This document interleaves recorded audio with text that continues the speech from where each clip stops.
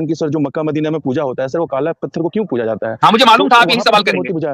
مجھے معلوم تھا آپ یہی سوال کریں گے، یہ سوال آپ کا نیا نہیں ہے، اور اس سوال کا جواب ہم نے ہزاروں مرتبہ دیا، میں اس کا جواب دے دیتا ہوں آپ کو۔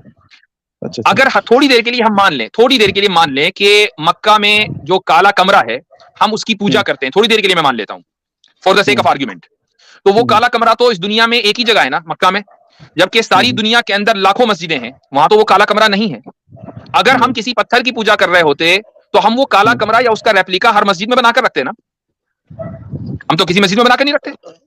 سر، پر مسجد میں ہم لوگ اچھا ایک چیز ڈائریکشن الگ ہے۔ اب میں ایک چیز بتاتا ہوں، اس کا مطلب کیا ہوا؟ اس کا مطلب یہ ہوا کہ وہ کالا کمرہ ڈائریکشن کے لیے، اس کی ایک دلیل دے دیتا ہوں میں آپ کو۔ مان لیجیے وہ کالا کمرہ آپ وہاں سے ہٹا دیں، ہم پھر بھی اسی ڈائریکشن کی طرف نماز پڑھیں گے، اور ایسا ہوا ہے ابھی کچھ دن پہلے، کچھ سال پہلے اس کالے کمرے کو وہاں سے ہٹا دیا گیا تھا، کنسٹرکشن چل رہا تھا،